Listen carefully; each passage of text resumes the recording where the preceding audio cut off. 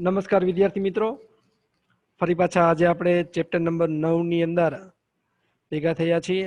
Chapter number 9 ની અંદર ગયા લેક્ચરની અંદર આપણે ડેટાબેઝ શું છે એના વિશે માહિતી મેળવી હતી. ડેટાબેઝ કઈ રીતના કામ કરે, ડેટાબેઝ કઈ રીતના બનાવાય, ડેટાબેઝ બનાવતી વખતે કઈ કઈ બાબતો ધ્યાનમાં રાખવી, બરાબર, એમના વિશે આપણે ચર્ચાઓ કરી હતી. તો ડેટાબેઝ બનાવતી વખતે કઈ કઈ બાબતો ધ્યાનમાં રાખવી, એનું મેનેજમેન્ટ કઈ રીતના કરાય, તો એનું મેનેજમેન્ટ કરવા માટે જે સિસ્ટમનો ઉપયોગ થાય એને આપણે કીધું હતું ડેટાબેઝ મેનેજમેન્ટ સિસ્ટમ. એમના માટેના અલગ અલગ સિસ્ટમ વિશેના નામ જોયા હતા, કે જેમ કે DB2 છે, ઇનગ્રાસ છે, MySQL છે. ત્યાર પછી આપણે માઇક્રોસોફ્ટનું એક્સેસ જોયું હતું, ત્યાર પછી ઓપન ઓફિસનું બેઝ જોયું હતું. એવા અલગ અલગ સોફ્ટવેરનો ઉપયોગ કરીને ડેટાબેઝ છે એ બનાવી શકાતો હોય છે. તો આપણા સિલેબસની અંદર આ જે અલગ અલગ સોફ્ટવેર છે એમાંથી આપણે આજે શીખવાનો છે ઓપન ઓફિસ બેઝ, બરાબર. તો ઓપન ઓફિસ બેઝ છે એમની અંદર આપણે કઈ રીતના ડેટાબેઝ તૈયાર કરી શકીએ છીએ એમના માટેની આપણે માહિતી મેળવીએ. એની પહેલા આપણે બેઝનું ઇન્ટ્રોડક્શન જોઈએ કે કઈ રીતના બેઝ છે એમની અંદર બધી વસ્તુઓ આવેલી હોય છે અને કઈ રીતના બેઝની અંદર ડેટાબેઝ છે એ તૈયાર કરવામાં આવતો હોય છે. તો એમની અંદર સૌપ્રથમ જોઈએ આપણે બેઝનું ઇન્ટ્રોડક્શન.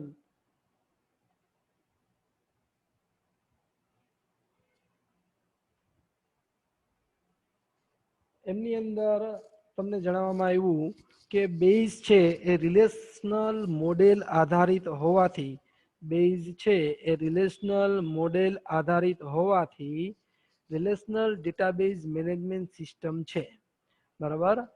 બેઝ એ રિલેશનલ મોડેલ આધારિત, આપણે અલગ અલગ મોડેલ જોયા હતા. કેટલા મોડેલ હતા? તો કે 4 મોડેલ હતા.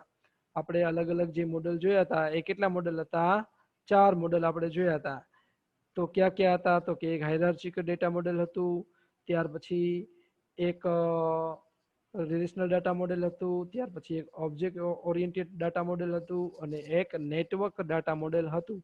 તો આપણે અલગ અલગ આવા 4 ડેટા મોડેલ જોયા હતા, બરાબર. એમની અંદર આ જે ડેટા મોડેલ કયા ડેટા મોડેલનો યુઝ કરે છે બેઝ? તો કે બેઝ છે એ રિલેશનલ મોડેલનો યુઝ કરે છે. બેઝ છે શેનો યુઝ કરે છે? રિલેશનલ મોડેલ આધારિત છે.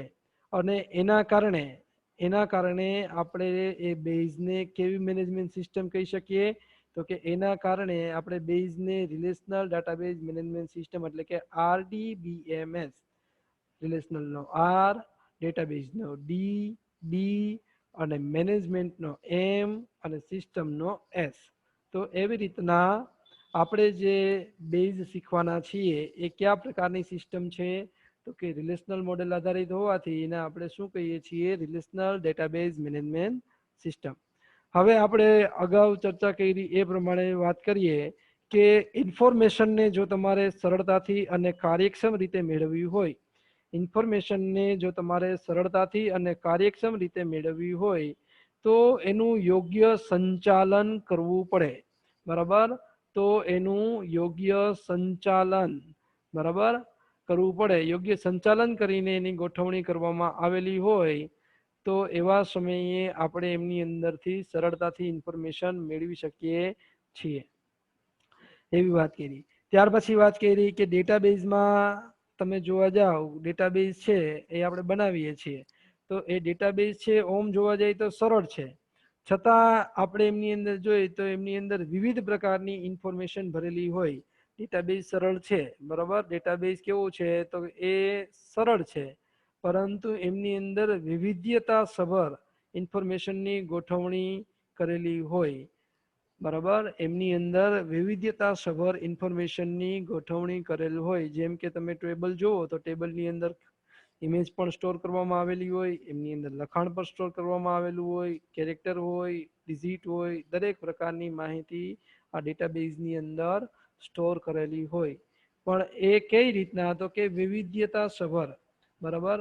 દરેક એ જે ઇન્ફોર્મેશન છે એ ઇન્ફોર્મેશનની એવી રીતના ગોઠવણી કરવામાં આવી હોય કે દરેક વસ્તુને અલગ અલગ કોલમની અંદર મૂકવામાં આવતી હોય. કોલમને ટાઇટલ આપવામાં આવે કે આ જગ્યા ઉપર નામ લખવાનું છે, આ જગ્યા ઉપર રોલ નંબર લખવાના છે, આ જગ્યા ઉપર સ્ટુડન્ટનો ફોટો લખવાનો છે, આ જગ્યા ઉપર સ્ટુડન્ટનું એડ્રેસ લખવાનું છે.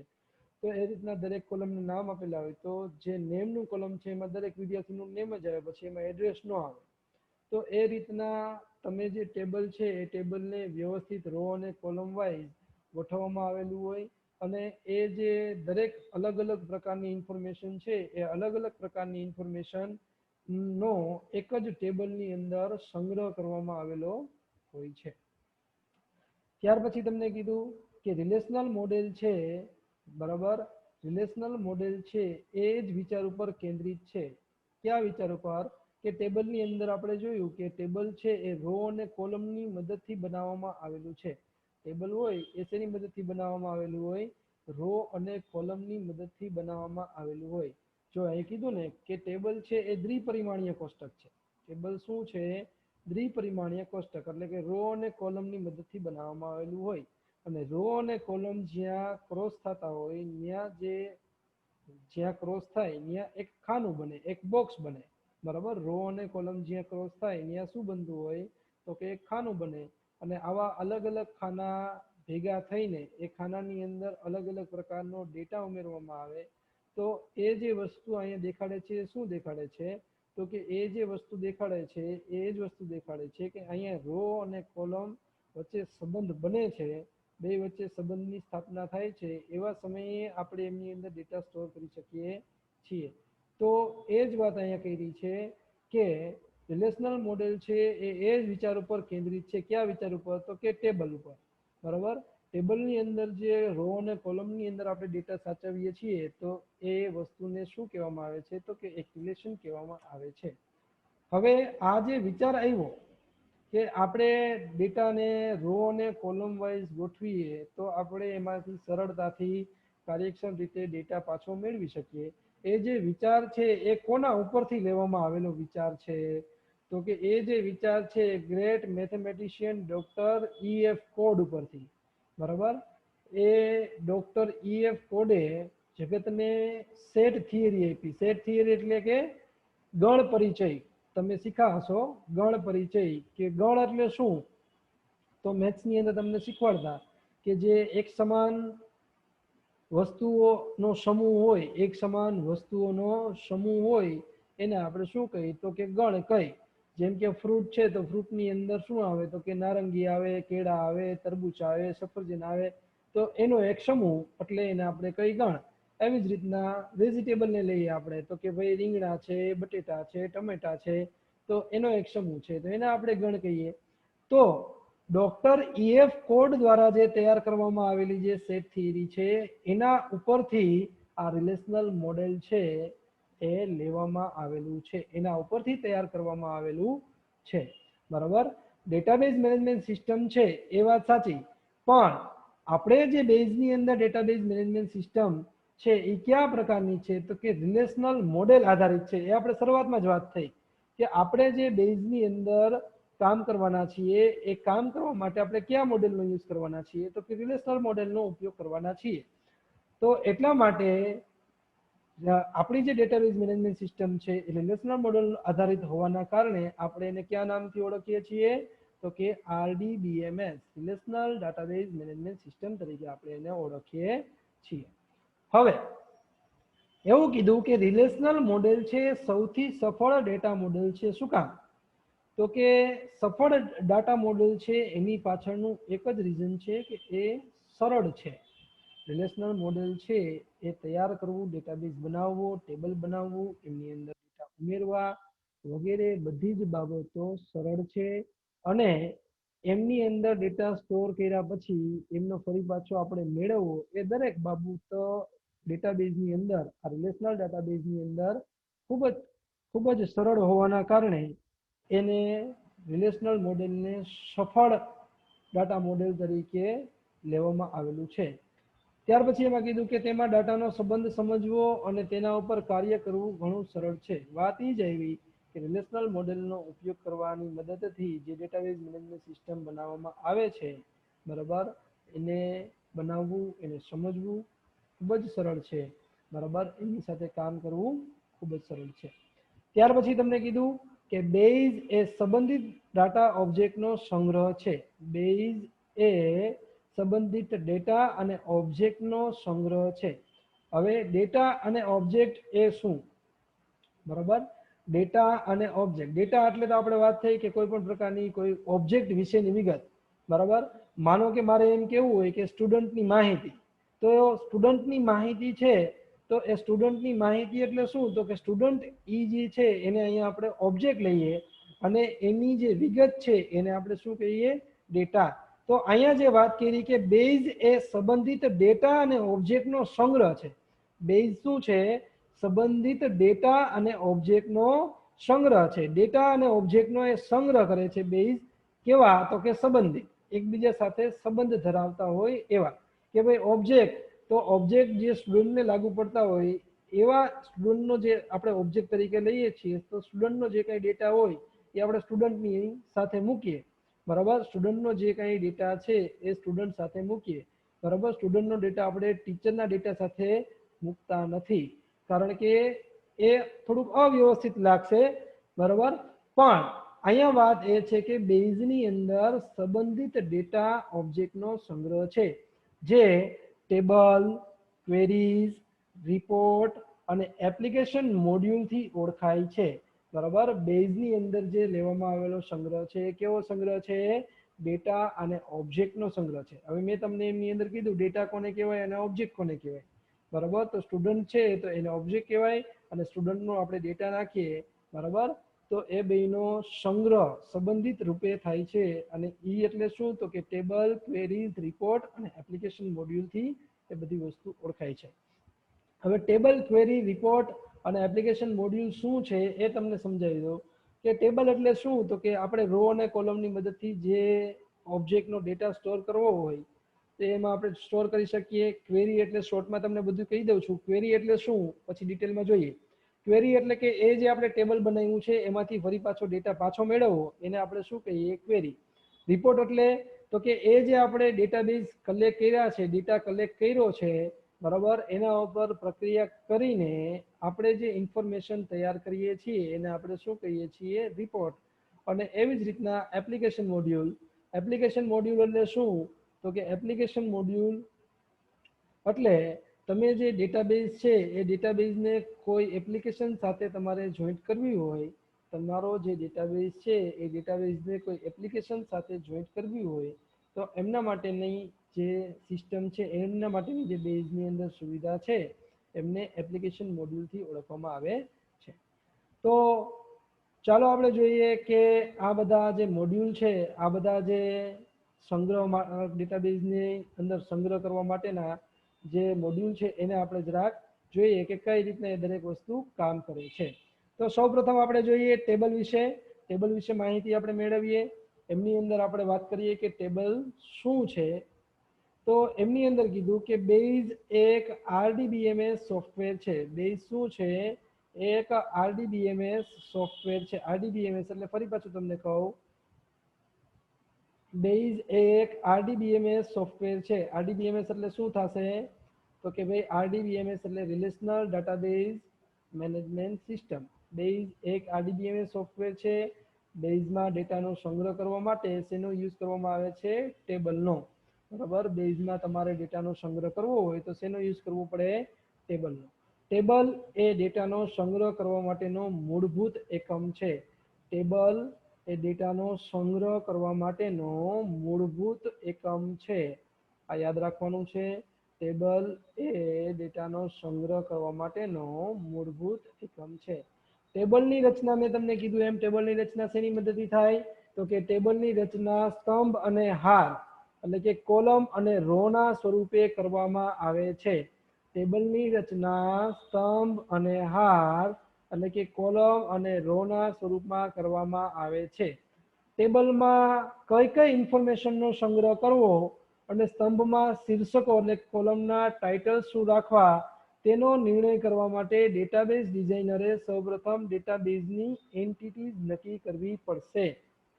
હવે એમાં જો શું વાત કરી કે ટેબલમાં તમારે કયા કયા પ્રકારની ઇન્ફોર્મેશનનો સંગ્રહ કરવો છે અને સ્તંભ એટલે કે કોલમના તમારે શું ટાઇટલ આપવા છે, બરોબર, એ નિર્ણય કરતા પહેલા ડેટાબેઝ ડિઝાઇનર છે એને શું કરવું પડે? સૌપ્રથમ એન્ટિટીઝ એટલે કે ઓબ્જેક્ટ નક્કી કરવો પડે. મેં તમને હમણાં સમજાવ્યું એ પ્રમાણે ડેટાબેઝની અંદર એન્ટિટીઝ એટલે શું તો કે એક પ્રકારનો ઓબ્જેક્ટ. એન્ટિટી એટલે શું તો કે એક પ્રકારનો ઓબ્જેક્ટ. જો અહીં લખ્યું છે એન્ટિટી એ વાસ્તવિક દુનિયાના ઓબ્જેક્ટ છે. એન્ટિટી એ વાસ્તવિક દુનિયાના ઓબ્જેક્ટ છે. તો પહેલા તમારે ઓબ્જેક્ટ નક્કી કરવો પડે કે ભાઈ મારે જે પ્રકારનું ડેટાબેઝ બનાવવો છે એ ડેટાબેઝની અંદર કયા કયા ઓબ્જેક્ટ આવશે. માનો કે મારે સ્કૂલ મેનેજમેન્ટ માટેનો સોફ્ટવેર બનાવવો છે, તો સ્કૂલ મેનેજમેન્ટ માટેના સોફ્ટવેરની અંદર કયા કયા ડેટાબેઝ એટલે કે કયા કયા એમની અંદર ટેબલની જરૂરિયાત પડે. સ્કૂલ મેનેજમેન્ટ માટેનો જો મારે સોફ્ટવેર બનાવવો હોય તો એમની અંદર મારે કયા કયા ટેબલ લેવા પડે, કયા કયા એન્ટિટીઝ મારે નક્કી કરવી પડે, કયા કયા ઓબ્જેક્ટ લેવા પડે એ મારે વિચારવું પડે. તો કે ભાઈ સ્કૂલ મેનેજમેન્ટ કરતા હોય ત્યારે એમની અંદર એક તો આપણે લઈ શકીએ સ્ટુડન્ટ, બીજો આપણે લઈ શકીએ એમ્પ્લોય અથવા તો ટીચર. બરાબર, એમ્પ્લોયની અંદર આપણે એવા બે અલગથી ભાગ પડવા હોય તો પાડી શકીએ, અથવા તો આપણે અલગથી જ પાર્ટીશન પાડી દઈએ કે ભાઈ ટીચર. બરાબર, ત્યાર પછી આપણે સ્ટાન્ડર્ડનો એક આપણે અલગથી બનાવવું હોય તો સ્ટાન્ડર્ડ વાઇઝ આપણે સ્ટુડન્ટને વેચવા હોય તો આ ઓબ્જેક્ટ તરીકે આપણે લઈ શકીએ. તો મેઇન વસ્તુ આ છે કે જ્યારે આપણે કોઈ પણ પ્રકારનો સોફ્ટવેર બનાવતા હોઈએ તો એમની અંદર આપણે જે ડેટાબેઝ ડિસાઇડ કરવા બેસીએ તો એ ડેટાબેઝની અંદર કયા કયા પ્રકારના ઓબ્જેક્ટ લેવાના થશે એનું પહેલાં નક્કી કરવું પડે, એનો નિર્ણય લેવો પડે. એનો નિર્ણય લીધા પછી તમારે નક્કી કરવાનું હોય કે હવે આપણે કોલમના નામ શું રાખશું. એન્ટિટીઝ નક્કી થઈ ગયા પછી આપણે નક્કી કરવાનું હોય કે હવે આપણે કોલમના નામ શું રાખવા છે. જો તમને એમની અંદર કીધું કે ઉદાહરણ તરીકે કર્મચારીની હાજરી માટેની સિસ્ટમના ડેટાબેઝની ડિઝાઇન કરવી છે. કર્મચારી એટલે એમ્પ્લોયની હાજરી માટેના સિસ્ટમની ડેટાબેઝ ડિઝાઇન આપણે તૈયાર કરવી છે. તો તૈયાર કરતા સમયે આપણા મગજમાં સૌપ્રથમ શું આવ્યું તો કે એન્ટિટી આવે તે છે કર્મચારી. આપણા મગજની અંદર સૌપ્રથમ શું આવ્યું તો કે ભાઈ આપણે આ ટેબલને નામ શું આપશું અથવા તો આપણે ઓબ્જેક્ટ તરીકે શું લેશું તો કે ભાઈ કર્મચારી. બરાબર, જે અહીંયા આપણે વાત કરી એમ્પ્લોય. ડેટાબેઝમાં દરેક કર્મચારીની વિગતનો સંગ્રહ કરવો પડે. ડેટાબેઝની અંદર માનો કે તમે જે બિઝનેસ ચલાવો છો એમની અંદર 20 કર્મચારીઓ છે અથવા તો 500 કર્મચારીઓ છે અથવા તો 5000 કર્મચારીઓ છે તો એનો એક તમારે ડેટાબેઝ બનાવવો પડે. એમાં દરેક ડેટાબેઝની અંદર દરેક કર્મચારીની તમારે વિગત સ્ટોર કરવી પડે. હવે આ વિગતને તમે કયા સ્વરૂપમાં સ્ટોર કરશો તો કે આ વિગતને તમે હારના સ્વરૂપમાં સંગ્રહ થાય. આ વિગત કેવી રીતના સ્ટોર થાય? હારના સ્વરૂપમાં સ્ટોર થાય. બરાબર, જો તમે જોઈ શકો છો આઈનની અંદર અહીંયા લખ્યું જો કે ફર્સ્ટ નેમ છે. બરાબર, એમની અંદર તમે જોઈ શકો છો એમની અંદર લખ્યું અહીંયા કે કઈ રીતના વિગતને સ્ટોર કરી છે. First name, address, city, birthday, joining date, contact number and designation. તો આ જે વસ્તુ થઈ એ વસ્તુ શું છે તો કે હારના સ્વરૂપમાં એ ડેટા સ્ટોર થાય. બરાબર, કોલમ બનાવી અહીંયા તમે જોઈ શકો છો કે અલગ અલગ કોલમ બનાવી. ફર્સ્ટ નેમ લીધું, લાસ્ટ નેમ લીધું, એડ્રેસ લીધું, સિટી લીધું, બર્થ ડેટ લીધું, જોઈનિંગ ડેટ લીધું, કોન્ટેક્ટ લીધું અને ડેઝિગ્નેશન લીધું. તો અહીંયા અન્ય ગંગેલ, અન્ય ગંગલે. બરાબર, આ એનું એડ્રેસ છે. ત્યાર પછી કઈ સિટીમાં રહીએ છે તો કે અમદાવાદની અંદર રહીએ છે. એની બર્થ ડેટ તમને અહીં આપેલી છે, એની જોઈનિંગ ડેટ જ્યારથી કંપનીમાં જોઈન થયા છે એની જોઈનિંગ ડેટ આપેલી છે. અહીંયા એના કોન્ટેક્ટ નંબર આપેલા છે અને એનું ડેઝિગ્નેશન શું છે તો કે રિલેશનશિપ મેનેજર છે. બરાબર, તો આ રીતના અન્ય જે છે એનો આખો જે ડેટા છે એક હારની અંદર સ્ટોર કરવામાં આવ્યું. એમના માટેના કોલમ અલગ અલગ બનાવેલા છે કે અહીંયા જ ફર્સ્ટ નેમ લખવાનું. કોઈ પણ એમ્પ્લોય છે તો એનું ફર્સ્ટ નેમ અહીંયા આવશે, એનું લાસ્ટ નેમ અહીંયા આવશે, એનું એડ્રેસ અહીંયા આવશે, એનું સિટી અહીંયા આવશે, એમનું બર્થ ડેટ અહીંયા આવશે. તો સિટીના કોલમની અંદર બધાના સિટી આવશે, એડ્રેસના કોલમની અંદર બધા એમ્પ્લોયના એડ્રેસ આવશે. પણ દરેક એમ્પ્લોયનો જે ડેટા હશે એ કયા સ્વરૂપે તમને જોવા મળશે તો કે દરેક એમ્પ્લોયનો ડેટા તમને હાર સ્વરૂપે, બરાબર, હાર સ્વરૂપે તમને સંગ્રહ કરવામાં આવશે. બરાબર, હવે એમની અંદર તમને કીધું કે દરેક એન્ટિટીને સામાન્ય રીતે કેટલાક એટ્રીબ્યુટ હોઈ શકે. દરેક એન્ટિટીને સામાન્ય રીતે કેટલાક એટ્રીબ્યુટ હોઈ શકે. હવે એન્ટિટી એટલે શું તો કે એન્ટિટી એટલે આપણે અહીંયા લીધું ને એન્ટિટી એટલે આપણે શું લીધું કે એન્ટિટી એટલે એમ્પ્લોય. એન્ટિટી એટલે આપણે શું લીધું એમ્પ્લોય, બરોબર. એન્ટિટી એટલે આપણે શું લીધું એમ્પ્લોય. તો જે અલગ અલગ એમ્પ્લોય લીધા છે, કર્મચારીઓ લીધા છે, બરોબર, એ કર્મચારીઓના એટ્રીબ્યુટ શું હોઈ શકે? તો કે દરેક કર્મચારીને પોતાનું નામ હોય, એની અટક હોય, એનું એડ્રેસ હોય, એનું સિટી હોય, એનું બર્થ ડેટ હોય, એ જ્યારે કર્મચારી જોઈન થયો છે તો એ દરેક કર્મચારીની જોઈનિંગ ડેટ હશે, દરેક કર્મચારીનો કોન્ટેક્ટ નંબર હશે, દરેક કર્મચારીનું ડેઝિગ્નેશન એટલે કે એનો હોદ્દો શું છે ધંધાની અંદર એ દરેક કર્મચારીને હશે. તો આ એમ્પ્લોય છે એ એન્ટિટી છે એટલે કે ઓબ્જેક્ટ છે, અને ઓબ્જેક્ટના એટ્રીબ્યુટ એટલે એને આપણે લીધા છે કોલમના નામ તરીકે. એને આપણે શું લીધું છે? કોલમના નામ તરીકે. જો એ લીધું કે એન્ટિટીના એટ્રીબ્યુટને સ્તંભના સ્વરૂપે રાખવામાં આવે છે. એન્ટિટીના એટ્રીબ્યુટને કયા સ્વરૂપે રાખવામાં આવે છે? સ્તંભના સ્વરૂપે રાખવામાં આવે છે. રિલેશનલ મોડેલમાં ડેટા જેવી રીતે રજૂ કરવામાં આવે છે અને ટેબલના વિવિધ ભાગોને કયા પદોથી ઓળખવામાં આવે છે એ આપણે જોઈ લીધું, બરાબર. રિલેશન મોડેલની અંદર ડેટા જેવી રીતે રજૂ કરવામાં આવે છે અને ટેબલના વિવિધ ભાગોને કયા પદોથી ઓળખવામાં, બરાબર. જેમ કે આપણે અહીંયા જોઈ શકીએ છીએ કે અલગ અલગ આમની અંદર અહીંયા વાત કરી કે જે કોલમ છે એ કોલમને આપણે ફિલ્ડ તરીકે જોઈએ છીએ, જ્યારે રેકોર્ડ છે એ રેકોર્ડને આપણે આ જે હરોળ છે એ હરોળને આપણે રેકોર્ડ તરીકે જોઈ શકીએ છીએ. કોલમ હતી એ કોલમને આપણે શેના તરીકે ઓળખ્યા? તો કે ફિલ્ડ સ્વરૂપે. જ્યારે રેકોર્ડને આપણે શેના સ્વરૂપે ઓળખ્યા?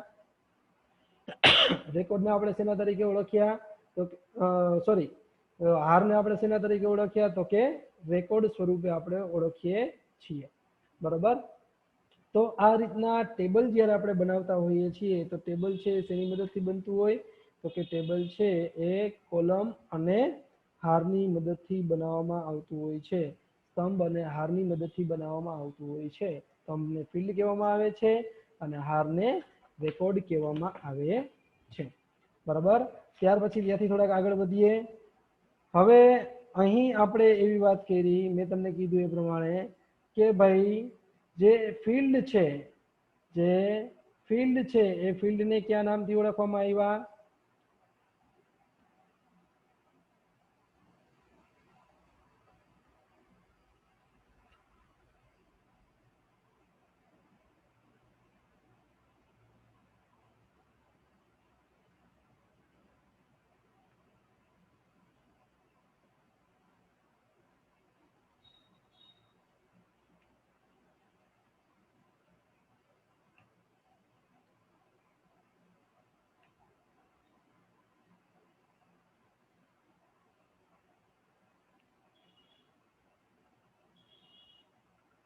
જે ફિલ્ડ છે એને આપણે કયા નામથી ઓળખવામાં આવ્યા? તો કે ફિલ્ડ છે એને આપણે એટ્રીબ્યુટ, જે આપણે વાત કરી હતી કે એન્ટિટીના અલગ અલગ એટ્રીબ્યુટ હોય તો એ એટ્રીબ્યુટને આપણે અહીંયા ફિલ્ડ તરીકે લેવામાં આવેલા છે. હવે એમની અંદર આપણે એટ્રીબ્યુટ લીધા, ક્યાં ક્યાં લીધા? તો કે first name, last name, address, city, birthday, joining date, contact number, designation, એ બધાને શું કહેવાય છે? ફિલ્ડ, બરાબર. હવે આ ફિલ્ડનો તમે સમૂહ કરો એટલે કે દરેક કોલમની અંદરથી એક એક તમે બોક્સ ઉઠાવી લ્યો, બરાબર. દરેક કોલમનું એક એક બોક્સ લાઈનમાં તમે લઈ લ્યો તો એ જે ફિલ્ડનો સમૂહ થાય એ બધા બોક્સને તમે ભેગા કરો તો એને આપણે અહીંયા શું કહીએ છીએ? રેકોર્ડ. જેમ કે અહીંયા અન્ય ગંગેલે, પછી એનું એડ્રેસ આપ્યું છે 15 Shubh bungalows, SG road, Ahmedabad, 12/10/1978 birth date આપી છે, બરાબર. ત્યાર પછી એના કોન્ટેક્ટ નંબર આપ્યા છે, ત્યાર પછી એની જોઈનિંગ ડેટ આપી છે અને એનું ડેઝિગ્નેશન આપ્યું છે રિલેશનશિપ મેનેજર. તો એ વસ્તુને અહીંયા આપણે શું કહીએ છીએ? રેકોર્ડ કહીએ છીએ. ક્લિયર આટલી વસ્તુ? ત્યાર પછી વાત આવે છે ફોર્મ્સની. ટેબલ જોયા પછીની વાત છે ફોર્મ્સ, બરાબર. ફોર્મ કોને કહેવાય? તો એમના માટે વાત કરી કે આપણે ટેબલની અંદર આ જે ડેટાબેઝ આપણે બનાવ્યું, ટેબલ બનાવ્યું, એ ટેબલની અંદર તમારે નવા રેકોર્ડ ઉમેરવા હોય અથવા તો તમે અત્યારે જે રેકોર્ડ ઉમેરેલા છે એ રેકોર્ડમાં તમારે કોઈ ફેરફાર કરવા હોય, બરાબર. અથવા તો એ રેકોર્ડ તમારે જોવા હોય, રેકોર્ડની અંદર ફેરફાર કરવા હોય, રેકોર્ડ તમારે જોવા હોય, કોઈ પણ કામ કરવું હોય અથવા તો એમની અંદર પડેલા રેકોર્ડને તમારે ડિલીટ કરવા હોય, કાઢી નાખવા હોય, તો એ દરેક વસ્તુ તમે ફોર્મની મદદથી સરળતાથી કરી શકો છો. શું કામ ફોર્મની મદદથી સરળતાથી કરી શકો છો? કે ભાઈ ફોર્મની મદદથી સરળતા એટલા માટે કરી શકીએ છીએ કારણ કે એમની અંદર જ્યારે તમારે ડેટા એન્ટ્રી કરવાની થાય એટલે કે માહિતી ઉમેરવાની થાય તો એવા સમયે એમની અંદર અલગ અલગ વિજેટ્સનો પણ યુઝ થાય છે. વિજેટ્સ એટલે શું?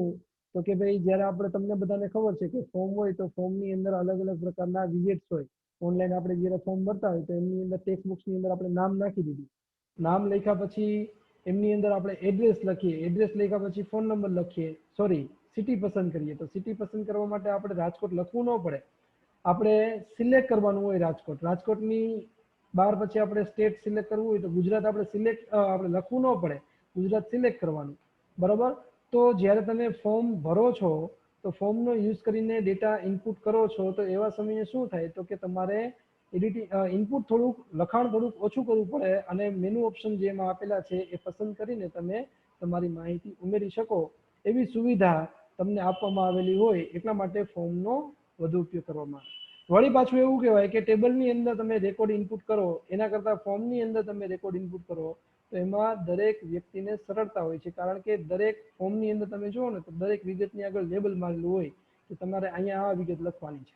પણ ટેબલની અંદર ક્યાંય એવું આગળ વિગત મારેલી ન હોય, ટેબલની તમે ઉપર જુઓ બરાબર તો એના કોલમને ટાઇટલ આપ્યું હોય તો એના ઉપરથી આપણે લખવાનું હોય કે ભાઈ આમની અંદર આપણે આ ખાનાની અંદર શું લખશો. પણ ફોર્મની અંદર તો સેપરેટ બોક્સ આપેલા હોય, દરેક બોક્સની આગળ લેબલ મારેલું હોય કે આમની અંદર તમારે આ વસ્તુ ઇનપુટ કરવાની છે, આમાં તમારે આ વસ્તુ પસંદ કરવાની છે, એવું તમને કીધેલું હોય. બરાબર? જેથી કરીને એમાં ડેટા ઇનપુટ કરવામાં સરળતા રહે છે એટલા માટે ફોર્મની સગવડ. તો બેઝ છે, બેઝની અંદર પણ આપણે ફોર્મ બનાવી શકીએ છીએ. બરાબર? બેઝની અંદર પણ આપણે ફોર્મ બનાવી શકીએ છીએ. તમને બધાને ખ્યાલ છે કે આપણે ઇન્ટરનેટ ઉપર કોઈ એપ્લિકેશનની અંદર એટલે કે કોઈ વેબસાઇટની અંદર આપણે લોગિન થવું હોય તો સૌપ્રથમ આપણે સાઇન અપ કરવાનું કહે. સાઇન અપ એટલે શું? તો કે એમની અંદર ફોર્મ ખુલે. સાઇન અપ કરીએ એટલે શું થાય તો કે એમની અંદર ફોર્મ ખુલે. ફોર્મની અંદર તમારે ડેટા નાખી દેવાનો. બરાબર? જે કંઈ ડેટા નાખી દેવાનું, તમારી જે કંઈ માહિતી હોય ઇનપુટ કરી દેવાની. ઇનપુટ કર્યા પછી સબમિટ કરો તો સબમિટ કરો છો એ ડેટા ક્યાં જાય તો કે એમનો જે ડેટાબેઝ બનાવેલો છે એમાં સ્ટોર થાય. બરાબર? આ તમે જોયેલું જ હશે. ત્યાર પછી વાત આવે છે ક્વેરીઝ. હવે ક્વેરીઝ એટલે શું? તો કે ડેટાબેઝ એન્વાયરમેન્ટમાં પૂછવામાં આવેલો પ્રશ્ન એટલે ક્વેરી તરીકે ઓળખાય. ડેટાબેઝ એન્વાયરમેન્ટની અંદર તમારે કોઈ પ્રશ્ન પૂછવામાં આવે. પ્રશ્ન કેવી રીતના પૂછવામાં આવે કે ભાઈ ચાલો સ્ટુડન્ટનો ડેટા નાખેલો છે તો સ્ટુડન્ટનો